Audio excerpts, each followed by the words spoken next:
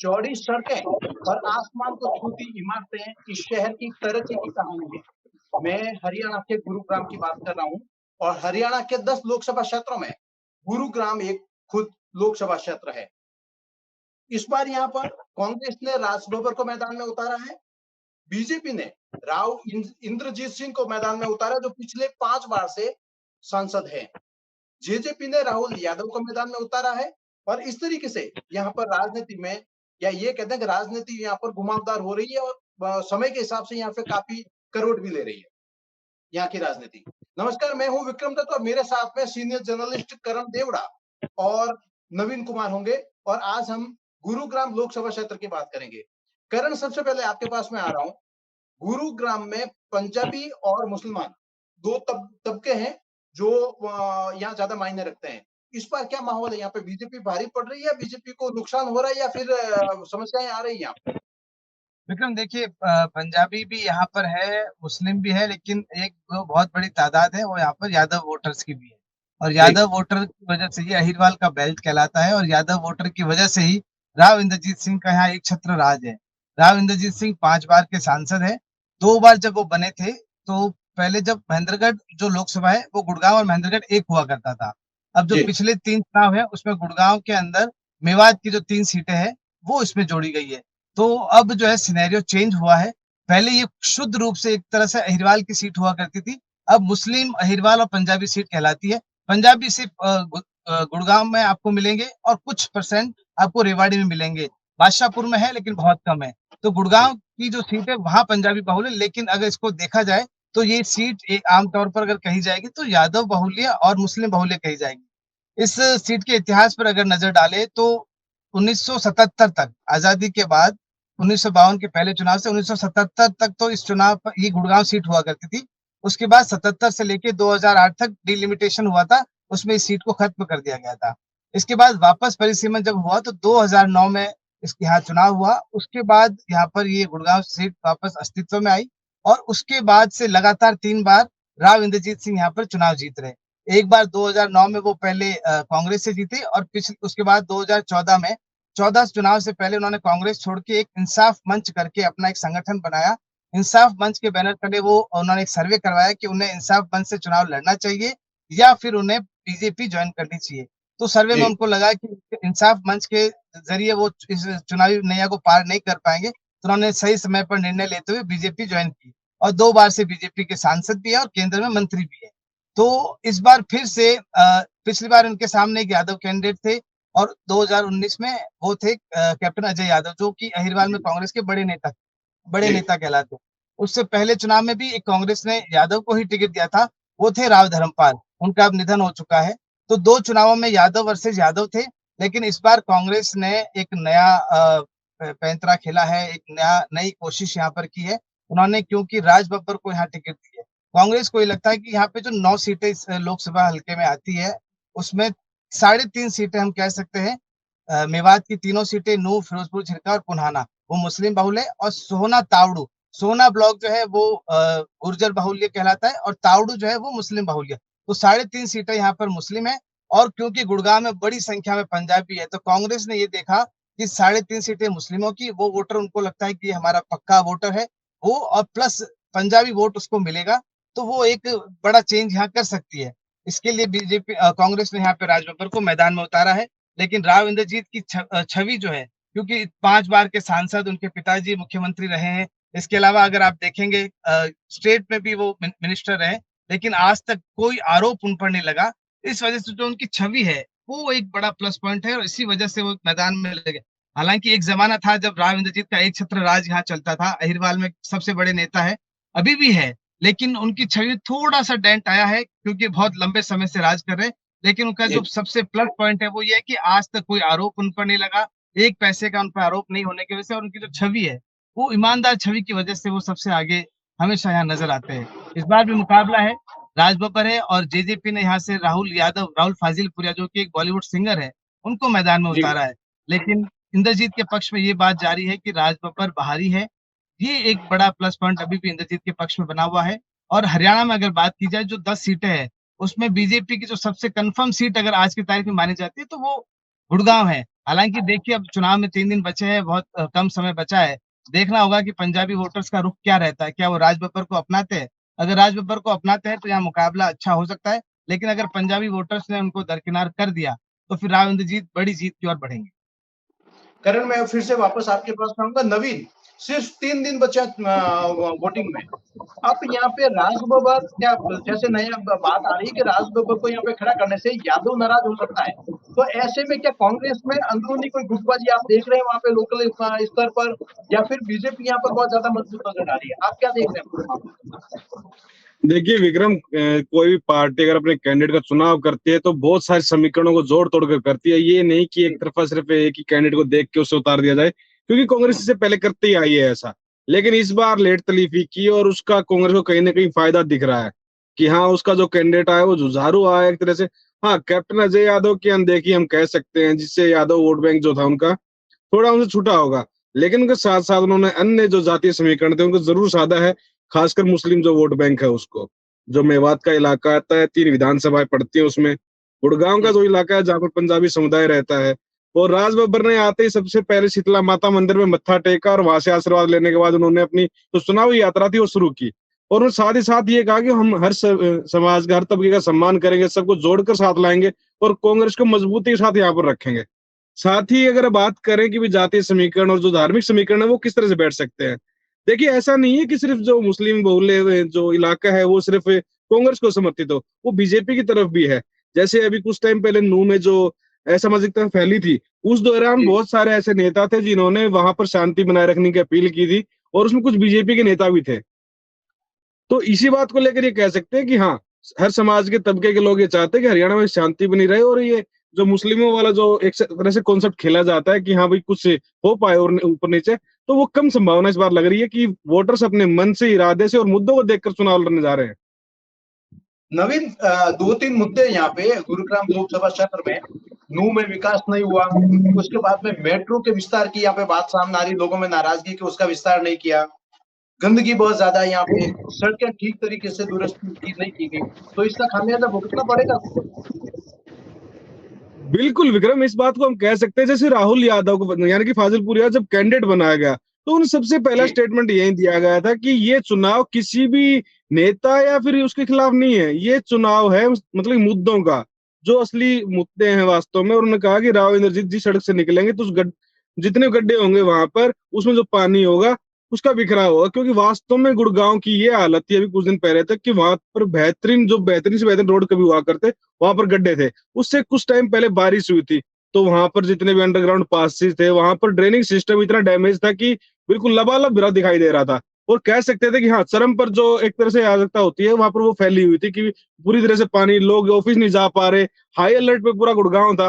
तो ऐसी कुछ स्थितियां, गंदगी है बाहर के इलाके से, हम गुड़गांव से बाहर निकलते हैं वहां पर बहुत ज्यादा गंदगी फैली हुई है। तो इन लोगों को समस्या परेशान करती है एक तरह से, और लोग इस मुद्दे को भी देखते हैं कि हाँ, क्या कुछ समस्या है यहाँ की। जैसे उसमें क्या बोलते हैं कि एक तरह से वोटर हर चीज को देखता है, एक कास्ट बेस्ड तो चीज हो ही हुई, साथ में वो अपना मुद्दा भी देखता है कि हाँ, मुझे इस आधार पर वोट करना है, मुझे ये चीज ठीक करवानी है। तो इस पर भी होगी बात, और अच्छी खासी बात हो सकती है, और अच्छे खासे वोटर भी इस पे अपना पक्ष बदल भी सकते हैं एक तरह से। करण, फिर मिलेनियम सिटी क्यों कहा जाता है गुरुग्राम को, जब इतनी सारी वहां पे प्रॉब्लम्स है? बिल्कुल विक्रम, देखिए बहुत सारी प्रॉब्लम्स यहाँ पर है, मिलेनियम सिटी कहलाता है। लेकिन गुड़गांव का जब भी जिक्र आता है, आप न्यूज चैनल्स पे देखते होंगे, अखबारों में पढ़ते होंगे, या बड़े बड़े जब भी कोई चीज होती है तो गुड़गांव का नाम 2-3 चीजों में सबसे पहले आता है। एक तो बहुत लंबा जाम, महाजाम, गुरुग्राम को लोग बोलते हैं कि ये गुरु जाम है। इतना लंबा लंबा जाम यहाँ लगता है, और ऐसा एक बार नहीं, कईयों बार जब भी बारिश आती है तो पूरा जो दिल्ली जयपुर एक्सप्रेस वे है, जो दिल्ली जयपुर जो हाईवे है, जो NH8 है, वो पूरा बहुत लंबा जाम वहाँ लगता है, गुड़गांव से लेके दिल्ली तक का जाम लग जाता है। तो कई बार गुरु जाम भी यहाँ को कहा जाता है, सटायर के तौर पे कटाक्ष करते हुए लोग, विपक्षी पार्टी कहती है कि यहाँ गुरु जाम लगा हुआ है। एक सबसे बड़ी दिक्कत यहाँ पर जाम वाली है। इसके अलावा आप देखेंगे पॉल्यूशन को लेकर भी, जो AQI का जो इंडेक्स है, प्रदूषण के मामले में भी गुड़गांव बहुत मतलब कि टॉप रैंकिंग में आता है, तो वो भी एक बड़ा मुद्दा रहता है। इसके अलावा अगर आप देखेंगे गुड़गांव में जो STP ड्रेनेज सिस्टम की बात आती है, वो ड्रेनेज जी। सिस्टम भी यहाँ बहुत खराब है। तीसरा जी। और चौथा एक बहुत महत्वपूर्ण पहलू है, वो ये है कि गुड़गांव 2 हिस्सों में बँटा हुआ है। एक पुराना शहर, हाईवे के एक तरफ पुराना शहर और एक तरफ नया, जो जिसको हम मिलेनियम सिटी बोलते हैं, उस दोनों में जी। रात दिन का फर्क है। अगर आप हम्म। नए गुरुग्राम में जाएंगे तो वहाँ बड़ी बड़ी बिल्डिंग्स, बड़े बड़े वो हाई लेवल का कल्चर और बड़ी जो हाई राइज बिल्डिंग्स है वो आपको मिलेगी। लेकिन जो जी। दूसरी तरफ जो गुरुग्राम शहर है, जो पुराना जो गुरु द्रोणाचार्य का बसाया हुआ है, उसकी हालत बहुत बहुत दयनीय है। मतलब आप देखेंगे टूटी हुई सड़कें, सफाई व्यवस्था बहुत बड़ा मुद्दा है। ये सब कुछ होने के बावजूद अगर आप सोचेंगे इंद्रजीत क्यों जीत जाते हैं, इसके कई कारण हैं। एक तो ये यादव बाहुल्य सीट है, दूसरा हम्म। जिस तरह का कद इंद्रजीत का है, उस तरह जी। का कोई दूसरा यादव नेता यहाँ पर हुआ नहीं, आज तक भी। तीसरा एक जो महत्वपूर्ण पहलू विक्रम अगर बात करें, तो वो ये कि इंद्रजीत की जो छवि है, लोग हर बार जी। चुनाव में कहते हैं कि इस बार इंद्रजीत को सबक सिखाएँगे, राव साहब से हिसाब माँगा जाएगा। लेकिन जब उनके सामने कोई कैंडिडेट आता है, तो फिर उनकी छवि जो है ना, जो एक ईमानदार छवि इनकी बनी हुई कि इतनी बार एमपी रह लिया, लास्ट में हम्म। लोग ये कहकर संतोष करते हैं कि यार कुछ भी हो, ये व्यक्ति जो है कम से कम ईमानदार है। तो ये जो छवि उनकी है, वो उनके लिए हमेशा काम करती है और चुनाव आते लास्ट में वो उसको बदल देते हैं। हर बार ये कहा जाता है कि जब भी चुनाव होता है तो जो जिस भी पार्टी में रहते हैं, चाहे कांग्रेस में रहते हैं, बीजेपी में रहते हैं, वो अपना दबदबा हमेशा बनाकर रखते हैं। कई बार अपने जो विधानसभा चुनाव भी जब होते हैं तो 3-3 4-4 कैंडिडेट्स को अपने टिकट दिलवाते हैं और 1-2 को मंत्री ज़रूर बनवाते हैं। इस बार हर बार चुनाव के पहले ये लगा जाता है कि ये पार्टी इनका पर काटेगी, लेकिन जैसे ही चुनाव नज़दीक आता है, राव साहब जो है अपनी जो तल्ख़ी है वो दिखाने लगते हैं, अपनी जो ताकत है, वो उसको दिखाने की कोशिश करते हैं। तो उस वजह से जो है पार्टी को दबना पड़ता है और दबना इसलिए पड़ता है कि कोई बड़ा उनके मुकाबले का नेता है नहीं अहिरवाल में। जो भी नेता अब आप बड़े बड़े यादव नेता की बात करेंगे, तो कैप्टन अजय यादव है, लेकिन वो पूरे अहिरवाल में अपना दमखम नहीं रखते, वो सिर्फ रेवाड़ी तक सीमित है। राव दान जी। सिंह है, वो उनको इस बार लोकसभा टिकट मिला है महेंद्रगढ़ से, वो पहले गुड़गाँव से भी टिकट की दावेदारी कर रहे थे, महेंद्रगढ़ से मिला, तो उनका भी जो प्रभाव है वो एक सीमित क्षेत्र तक है। लेकिन पूरे अहिरवाल में गुड़गाँव से लेकर रेवाड़ी तक अगर किसी का दमखम कोई यादव नेता रखता है, तो उसमें एकमात्र नेता है।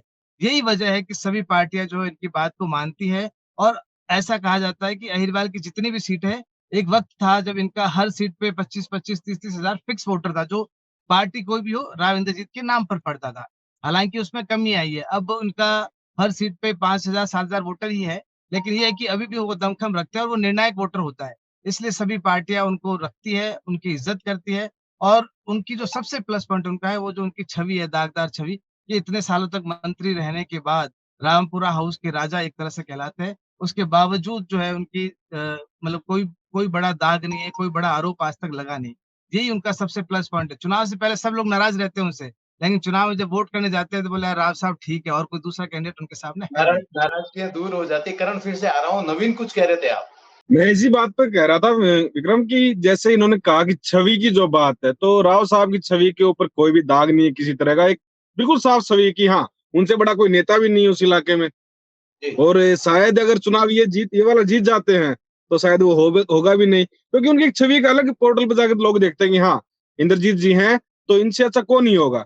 जैसे इन काम के जो अन्य मुद्दे थे कि भाई सफाई की वहां पर व्यवस्था नहीं है, सड़कों की जी। अच्छी व्यवस्था नहीं है, हुँ। पॉल्यूशन जैसे है, उनको दरकिनार कर देते हैं राव साहब की छवि के सामने लोग। मैं उसकी आप वजह दोनों को जी, जी करण बोलिए। उसकी उसकी वजह है कि सामने को उस तरह का कैंडिडेट आता भी नहीं है जो उनकी छवि के बराबर, उनके कद के बराबर का हो।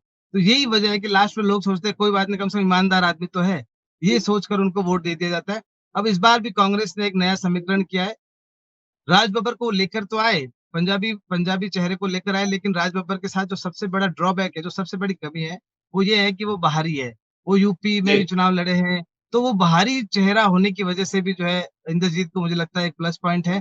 इसके बजाय अगर पार्टी को अगर पंजाबी चेहरा ही देना था, तो पार्टी यहाँ पर एक नया एक्सपेरिमेंट कर सकती थी। लोकल किसी पंजाबी चेहरे को या किसी वैश्य समाज के व्यक्ति को यहाँ पे चुनाव मैदान में उतार सकती थी।